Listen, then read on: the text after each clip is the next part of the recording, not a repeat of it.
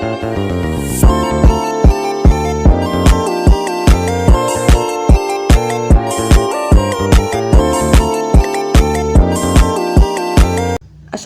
warahmatullahi wabarakatuh. Perkenalkan, nama saya Hida Febriana Kamiliani dengan NPM 2104010009, program studi pendidikan agama Islam.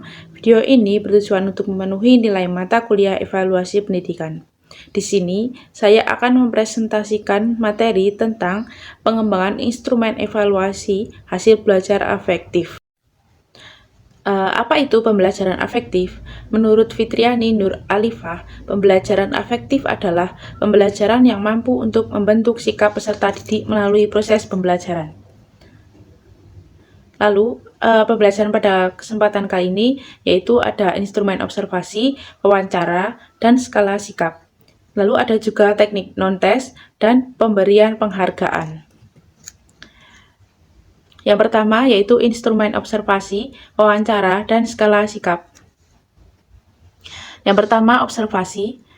Tidak semua apa yang dilihat disebut observasi. Nah, maksudnya bahwa melihat sesuatu tidak selalu berarti melakukan observasi. Observasi merupakan kegiatan yang lebih mendalam dan sistematis daripada sekedar melihat. Lalu ada perbedaan utama antara melihat dan juga observasi. Yang pertama, tujuan yang jelas. Melihat bisa bersifat pasif dan tidak memiliki tujuan spesifik, sedangkan observasi dilakukan dengan tujuan tertentu untuk mengumpulkan informasi atau data yang spesifik. Yang kedua ada fokus dan detail. Melihat bisa bersifat umum dan tidak fokus pada detail tertentu, sedangkan observasi memerlukan fokus dan perhatian terhadap detail yang relevan dengan tujuan observasi tersebut. Yang ketiga ada proses yang sistematis. Melihat tidak selalu melibatkan proses yang terstruktur, sedangkan observasi melibatkan proses yang sistematis seperti perencanaan, pengumpulan data, dan analisis. Lalu yang keempat ada pencatatan dan analisis. Melihat biasanya tidak melibatkan pencatatan atau analisis, sedangkan observasi melibatkan pencatatan data yang diamati dan analisis untuk mendapatkan kesimpulan atau pemahaman yang lebih dalam. Yang kelima, ada konteks dan lingkungan. Melihat bisa terjadi di mana saja tanpa memerlukan konteks tertentu. Sedangkan observasi sering dilakukan dalam konteks atau lingkungan yang spesifik sesuai dengan tujuan observasi. Lalu ada contoh praktis melihat seperti seorang guru yang sedang melihat siswa bermain di halaman sekolah tanpa tujuan khusus. Lalu sedangkan observasi seorang guru mengamati bagaimana siswa berinteraksi selama bermain untuk memahami dinamika sosial. Lalu yang selanjutnya ada tujuan utama observasi, yaitu yang pertama mengumpulkan data dan informasi. Untuk mengumpulkan data dan informasi mengenai suatu fenomena, baik yang berupa peristiwa maupun tindakan, baik dalam situasi yang sesungguhnya maupun dalam situasi buatan. Yang kedua, mengukur perilaku kelas interaksi antara peserta didik. Untuk mengukur perilaku kelas, interaksi antara peserta didik dengan guru, dan faktor-faktor yang dapat diamati lainnya, terutama kecakapan sosial atau social skills. Dalam evaluasi, observasi dapat digunakan untuk menilai proses dan hasil belajar peserta didik seperti tingkah laku peserta didik pada waktu belajar, berdiskusi, mengerjakan tugas, dan lain-lain. Lalu yang selanjutnya yaitu ada unsur-unsur observasi. Jika ingin menggunakan observasi sebagai alat evaluasi, maka kita harus memahami tentang yang pertama konsep dasar observasi, mulai dari pengertian, tujuan, fungsi, peranan, karakteristik, prinsip-prinsip, sampai dengan prosedur observasi. Yang kedua, perencanaan observasi seperti menentukan kegiatan apa yang akan diobservasi, siapa yang akan melakukan observasi, lalu rencana sampling, menyusun pedoman observasi, melatih pihak-pihak observasi dalam menggunakan pedoman observasi. Yang ketiga, prosedur observasi mulai dari perencanaan, pelaksanaan, pengolahan, dan penafsiran sampai dengan pelaporan hasil observasi. Observasi mempunyai beberapa karakteristik antara lain yang pertama, mempunyai arah dan tujuan yang jelas. Hal ini dimaksudkan agar pelaksanaan observasi tidak menyimpang dari permasalahan. Oleh sebab itu, dalam pelaksanaannya harus ada pedoman observasi. Yang kedua, bersifat ilmiah, yaitu dilakukan secara sistematis, logis, kritis, objektif, dan rasional. Yang ketiga, dapat berbagai aspek-aspek yang akan diobservasi. Yang keempat, ada praktis penggunaannya. Selanjutnya,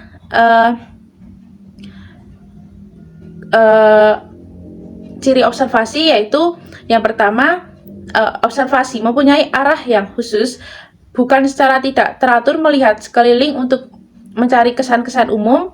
Observasi ilmiah tentang tingkah laku adalah sistematis, bukan secara suka hati dan untung-untungan mendekati situasi.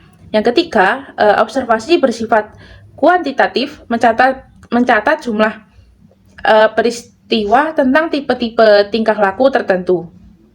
Lalu ada juga observasi mengadakan pencatatan dengan segera. Pencatatan dilakukan secepat-cepatnya, bukan menyandarkan diri pada ingatan. Lalu observasi meminta keahlian dilakukan oleh seorang yang memang telah terlatih untuk melakukannya. Lalu hasil-hasil observasi dapat dicek dan dibuktikan untuk menjamin keadaan dan kesahihannya. Selanjutnya yaitu ada jenis-jenis observasi. Dilihat dari kerangka kerjanya, observasi dibedakan menjadi dua jenis, yaitu yang pertama ada observasi berstruktur, yaitu semua kegiatan guru sebagai observer telah ditetapkan terlebih dahulu berdasarkan kerangka kerja yang berisi faktor-faktor yang telah diatur kategorisasinya. Isi dan luas materi observasi telah ditetapkan dan dibatasi dengan jelas dan tegas.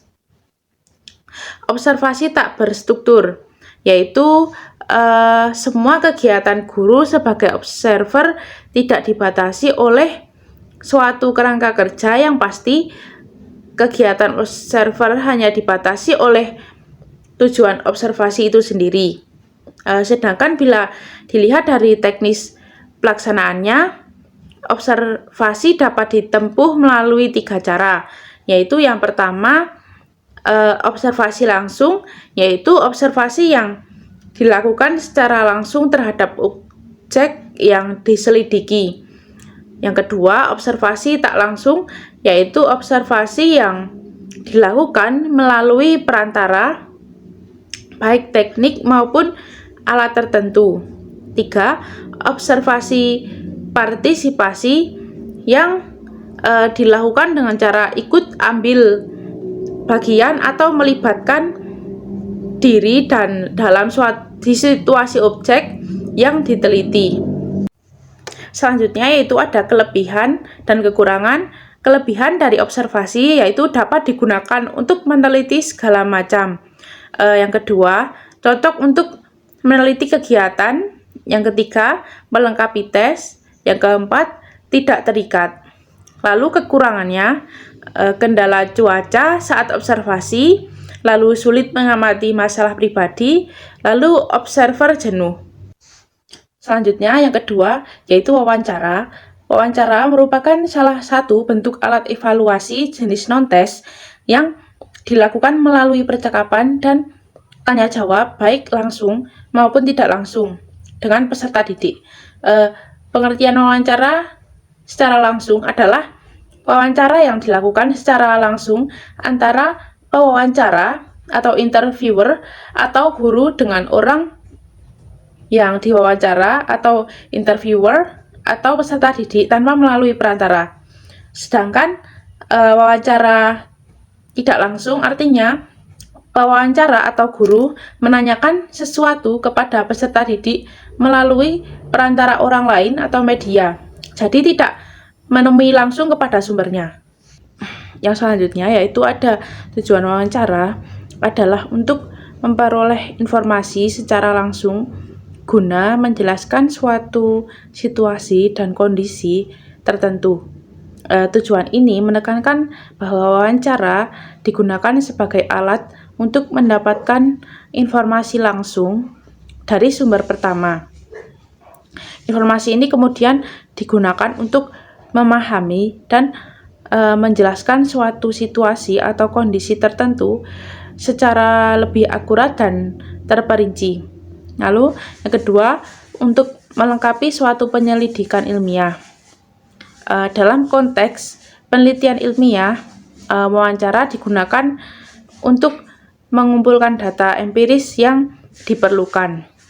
Yang ketiga, untuk memperoleh data agar dapat mempengaruhi situasi atau orang tertentu.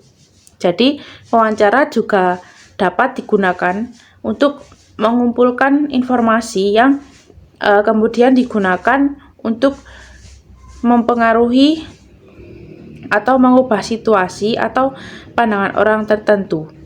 Data yang diperoleh dapat digunakan dalam proses pengambilan keputusan, advokasi, atau strategi. Tujuan wawancara bervariasi tergantung pada konteks dan kebutuhan spesifik. Apakah untuk mendapatkan pemahaman langsung, melengkapi penelitian ilmiah, atau mengumpulkan data untuk mempengaruhi situasi. Wawancara adalah alat yang sangat berguna dalam mengumpulkan informasi mendalam dari sumber yang relevan. Selanjutnya yaitu ada kelebihan dan kekurangan dari wawancara. Yang pertama, kelebihannya berkomunikasi secara langsung dengan peserta didik, lalu dapat memperbaiki proses dan hasil belajar. Lalu selanjutnya fleksibel, dinamis, dan personal. Selanjutnya ada kekurangan dari wawancara tersebut yaitu boros waktu, tenaga, dan biaya, berlarut-larut tanpa arah, timbul sikap yang kurang baik dari peserta didik. Lalu yang selanjutnya yaitu ada skala sikap. Sikap merupakan suatu kecenderungan tingkah laku untuk berbuat sesuatu dengan cara, metode, teknik, dan pola tertentu terhadap dunia sekitarnya, baik berupa orang-orang maupun berupa objek-objek tertentu. Sikap mengacu kepada perbuatan atau perilaku seseorang, tetapi tidak berarti semua perbuatan identik dengan sikap. Perbuatan seseorang mungkin saja bertentangan dengan sikapnya. Kita perlu mengetahui norma-norma yang ada pada peserta didik, bahkan sikap peserta didik terhadap dunia sekitarnya, terutama terhadap mata pelajaran dan lingkungan madrasah.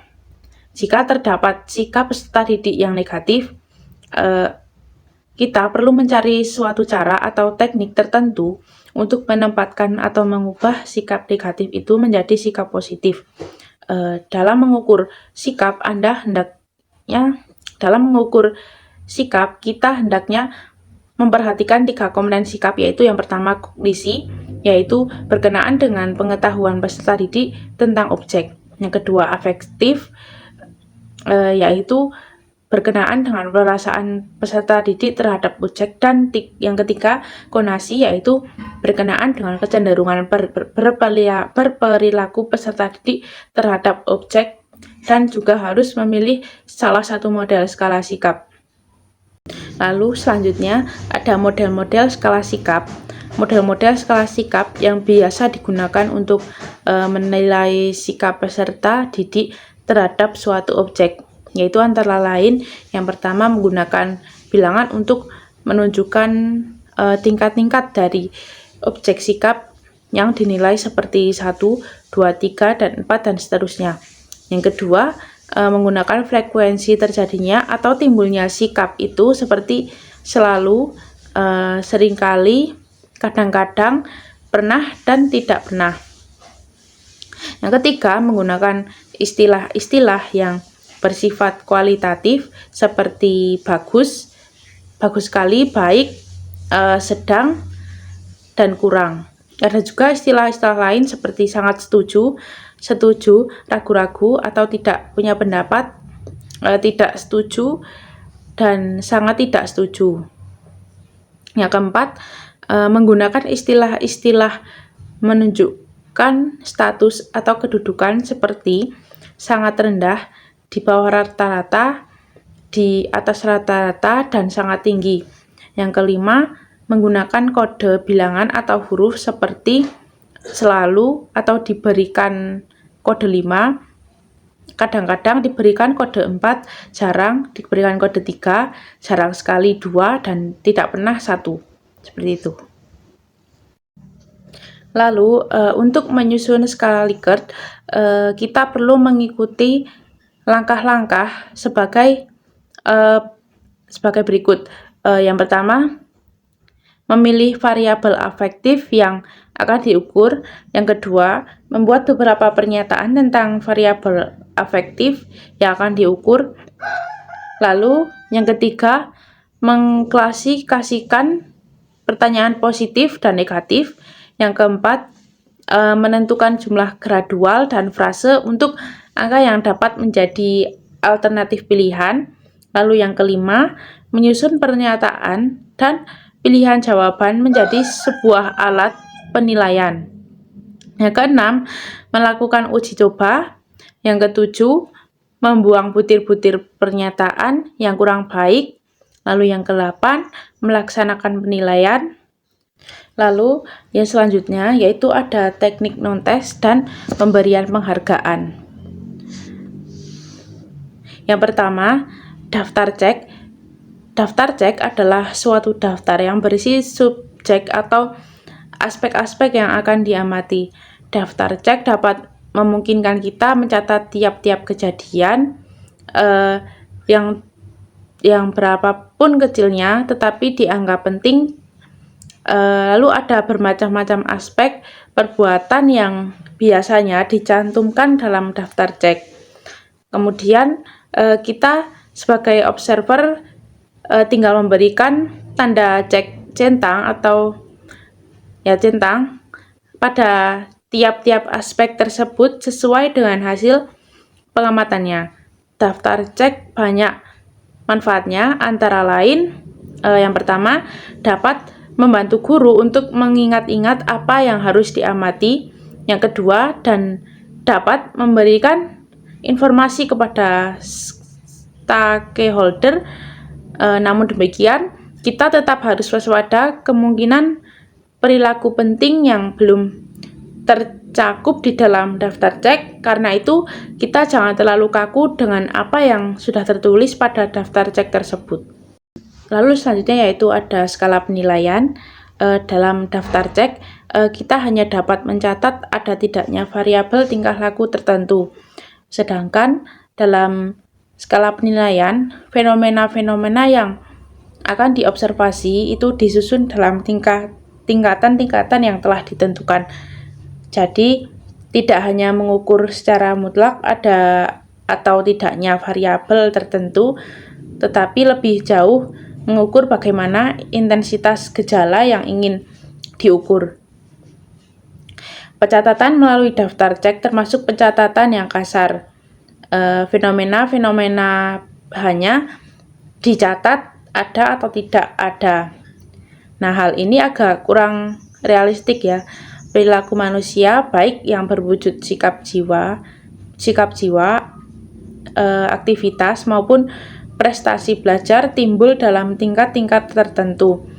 Oleh karena itu, untuk mengukur hal-hal tersebut ada baiknya digunakan skala penilaian. Namun, skala penilaian juga mempunyai kelemahan menurut Zainal Ari, yaitu kelemahan skala penilaian adalah ada kemungkinan halo effects, generosity effects, dan carryover effects. Yang pertama, ada kemungkinan terjadinya halo effect, yaitu kelemahan yang akan timbul jika dalam pencatatan observasi terpikat oleh kesan-kesan umum yang baik pada peserta didik, sementara ia tidak menyelidiki kesan-kesan umum itu. Misalnya seorang guru terkesan oleh sopan santun dari peserta didik sehingga memberikan nilai yang tinggi pada segi-segi lainnya, padahal mungkin peserta didik tersebut tidak demikian adanya. Bisa juga guru terkesan dengan model berpakaian atau penampilan umum peserta didik. Begitu juga sebaliknya, seorang guru mungkin memberikan nilai yang rendah karena peserta didik kurang sopan dan tidak berpakaian rapi. Nah, seperti itulah. Lalu yang kedua, generosity effect, yaitu kelemahan yang akan muncul bila ada keinginan untuk keinginan berbuat baik. Misalnya seorang guru dalam keadaan ragu-ragu, maka ia cenderung akan memberikan nilai yang tinggi. Lalu yang ketiga yaitu ada carry over effect, yaitu kelemahan yang akan muncul jika guru tidak dapat memisahkan suatu fenomena dengan fenomena yang lain. Jika fenomena yang muncul dinilai baik, maka fenomena yang lain akan dinilai pula. Selanjutnya yaitu ada angket. Angket termasuk alat untuk mengumpulkan dan mencatat data atau informasi, pendapat, dan paham dalam hubungan kausal. Angket mempunyai kesamaan dengan wawancara, kecuali dalam implementasinya. Angket dilaksanakan secara tertulis, sedangkan wawancara dilaksanakan secara lisan. Keuntungan angket sendiri antara lain yaitu yang pertama, responden dapat menjawab dengan bebas tanpa dipengaruhi oleh hubungan antara peneliti atau penilai dan waktu relatif lama, sehingga objektivitas dapat terjamin. Yang kedua, informasi atau data terkumpul lebih mudah karena itemnya homogeni. Yang ketiga, dapat digunakan untuk mengumpulkan data dari jumlah responden yang besar yang dijadikan sampel. Sedangkan kelemahannya adalah yang pertama, ada kemungkinan angket diisi oleh orang lain. Lalu yang kedua, hanya diperuntukkan bagi yang dapat melihat saja. Yang ketiga, responden hanya menjawab berdasarkan jawaban yang ada. Lalu angket terdiri dari atas beberapa bentuk, yaitu yang pertama bentuk angket berstruktur, yaitu angket yang menyediakan beberapa kemungkinan jawaban. Bentuk angket berstruktur terdiri atas 3 bentuk, yaitu yang pertama bentuk jawaban tertutup, yaitu angket di mana setiap pertanyaannya sudah tersedia berbagai alternatif jawaban. Lalu yang kedua, bentuk jawaban tertutup, tetapi pada alternatif jawaban terakhir diberikan secara terbuka. Hal ini dimaksudkan untuk memberikan kesempatan kepada peserta didik untuk menjawab secara bebas. Yang ketiga, bentuk jawaban bergambar, yaitu angket yang memberikan jawaban dalam bentuk yang gambar. Lalu bentuk angket tak berstruktur, yaitu untuk bentuk angket yang memberikan jawaban secara terbuka, di mana peserta didik secara bebas menjawab pertanyaan tersebut. Hal ini dapat memberikan pemahaman yang lebih mendalam tentang situasi, tetapi kurang dapat dinilai secara objektif.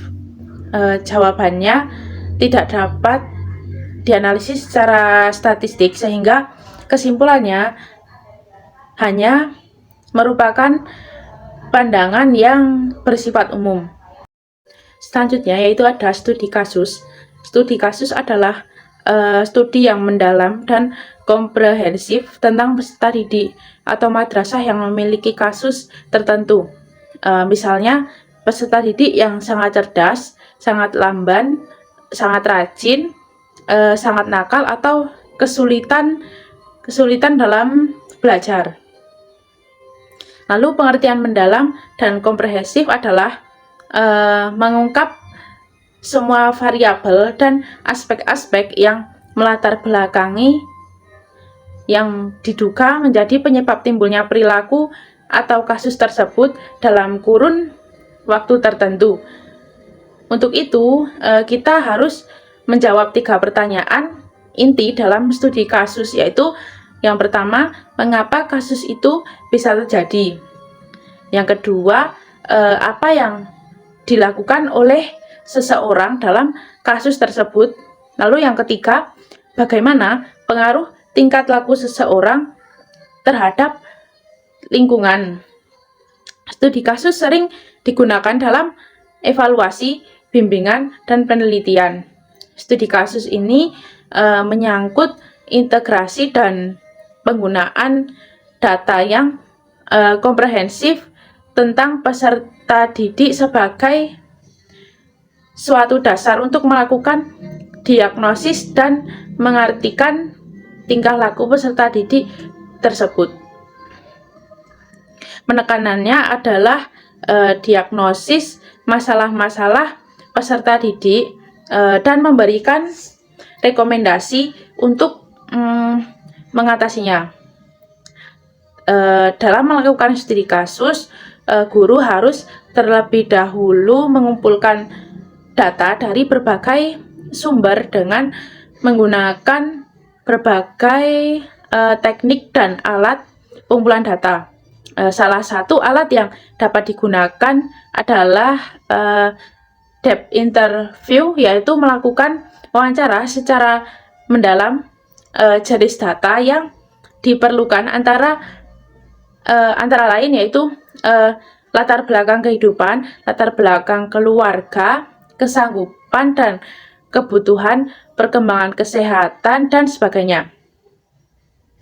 Setelah data terkumpul, selanjutnya data tersebut diinterpretasikan untuk membuat diagnosis tentang kasus dan prognosis yang mungkin dilakukan. Hal ini menuntut tilikan ke masa lalu dan masa kini sehingga dapat memudahkan sintesis aspek-aspek data yang relevan dengan masalah-masalah yang dihadapi masa kini. Namun demikian, studi kasus tetap mempunyai kelebihan dan kekurangan. Kelebihannya adalah dapat mempelajari seseorang secara mendalam dan komprehensif sehingga karakternya dapat diketahui selengkap-lengkapnya, sedangkan kekurangannya yaitu hasil studi kasus tidak dapat digenerasikan, melainkan hanya berlaku untuk peserta didik itu saja. Lalu yang selanjutnya yaitu ada catatan insidental. Catatan insidental adalah catatan-catatan singkat tentang peristiwa-peristiwa sepintas yang dialami peserta didik secara perorangan. Catatan ini merupakan pelengkap dalam rangka penilaian guru terhadap peserta didiknya, terutama yang berkenaan dengan tingkah laku peserta didik. Nah, untuk mengatasi kesulitan-kesulitan dalam pelaksanaan catatan insidental, kita perlu memperhatikan hal-hal seperti yang pertama, tetapkan terlebih dahulu peserta didik yang sangat memerlukan penyelidikan. Dalam hal apakah penyelidikan itu harus dilakukan? Lalu yang kedua, setiap kegiatan pencatatan suatu peristiwa hendaknya diambil kesimpulan sementara. Nah, baru ditentukan setelah membandingkan beberapa kesimpulan sementara dari beberapa kegiatan pencatatan. Lalu yang ketiga, fokus perhatian guru adalah tingkah laku peserta didik yang dianggap perlu diselidiki itu. Yang selanjutnya yaitu sosiometri. Sosiometri adalah suatu prosedur untuk merangkum, menyusun, dan sampai batas tertentu dapat mengkuantifikasi pendapat peserta didik tentang penerimaan teman sebayanya serta hubungan di antara mereka. Nah, seperti yang kita ketahui di madrasah banyak peserta didik kurang mampu menyesuaikan diri dengan lingkungannya. Ia nampak murung, mengasingkan diri, mudah tersinggung, atau bahkan overacting. Nah, hal ini dapat dilihat ketika mereka sedang istirahat, bermain, atau mengerjakan tugas kelompok. Fenomena tersebut menunjukkan adanya kekurangmampuan peserta didik dalam menyesuaikan diri dengan lingkungannya. Kondisi seperti itu perlu diketahui dan dipelajari oleh kita dan dicarikan upaya untuk memperbaikinya, karena dapat mengganggu proses belajarnya. Salah satu cara untuk mengetahui kemampuan sosial peserta didik adalah sosiometri. Terdapat beberapa langkah dalam menggunakan sosiometri, yaitu yang pertama, memberikan petunjuk atau pertanyaan-pertanyaan seperti tuliskan pada selembar kertas nama teman-temanmu yang paling baik, atau siapa temanmu yang paling baik di dalam kelas, atau siapa di antara temanmu yang sering meminjamkan buku pelajaran kepada teman-teman yang lain, dan sebagainya. Usahakan tidak terjadi kompromi untuk saling memilih di antara peserta didik yang satu dengan yang lainnya. Yang kedua, mengumpulkan jawaban yang sejujur-jujurnya dari semua peserta didik. Yang ketiga, jawaban-jawaban tersebut dimasukkan ke dalam tabel atau lihat contoh. Yang keempat, pilihan-pilihan yang tertera dalam tabel digambarkan pada sebuah sosiogram. Selanjutnya yaitu ada inventory kepribadian. Inventory kepribadian hampir serupa dengan tes kepribadian. Bedanya pada inventory jawabannya peserta didik tidak memakai kriteria benar salah. Semua jawaban peserta didik adalah benar selama ia menyatakan yang sesungguhnya. Walaupun demikian, dipergunakan pula skala tertentu untuk kuantifikasi jawaban sehingga dapat dibandingkan dengan kelompoknya. Lalu aspek-aspek kepribadian yang biasanya dapat diketahui melalui inventory ini seperti sikap, minat, sifat-sifat kepemimpinan, dominasi, dan sebagainya. Dari sekian banyak bentuk tes dan non-tes yang telah penulis kemukakan tersebut, pada akhirnya kita harus memilih bentuk-bentuk tersebut sesuai dengan ranah yang diukur. Misalnya untuk ranah kognitif, kita dapat menggunakan bentuk tes lisan, tes perbuatan, tes tertulis, dan bentuk uraian, bentuk pilihan ganda, bentuk benar salah, bentuk jawaban singkat, dan atau bentuk menjodohkan.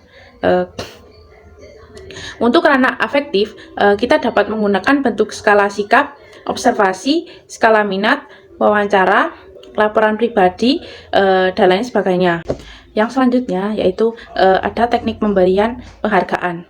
Dalam melakukan penilaian, kebanyakan guru-guru di madrasah hanya memberikan nilai pada akhir pembelajaran. Guru masih belum terbiasa memberikan penghargaan terhadap tingkah laku peserta didik yang baik. Sebaliknya, guru sering memberikan komentar negatif atau perlakuan yang kasar terhadap tingkah laku peserta didik yang salah. Hal ini akan berdampak negatif bagi perkembangan kepribadian peserta didik itu sendiri. Ibnu Khaldun pernah berkata, barang siapa mendidik dengan kekerasan dan paksaan, maka peserta didik akan melakukan suatu perbuatan dengan terpaksa, menimbulkan ketidakgairahan jiwa, lenyapnya aktivitas, menyebabkan peserta didik malas, suka berdusta, dan berkata buruk atau tidak sopan. Peserta didik akan menampilkan perbuatan yang berlainan dengan kata hatinya karena takut akan kekerasan atau hukuman. Pemberian penghargaan dapat memberikan dampak yang positif bagi peserta didik dalam belajarnya, yaitu yang pertama, menimbulkan respon yang positif. Yang kedua, menciptakan kebiasaan yang relatif kokoh di dalam dirinya. Yang ketiga, menimbulkan perasaan senang dalam melakukan suatu pekerjaan. Yang keempat, menimbulkan antusiasme, semangat untuk terus melakukan belajar. Yang kelima, semakin percaya diri.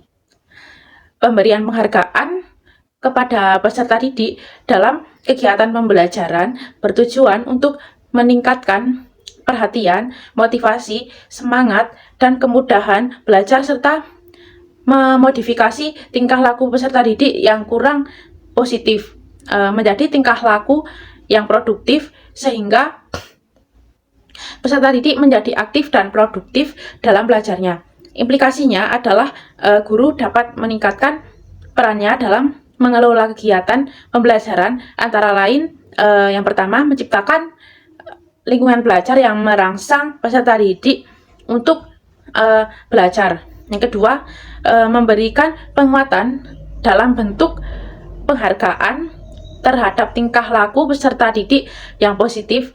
Dan yang ketiga, mengembangkan rasa ingin tahu dan kegemaran peserta didik tersebut dalam belajar.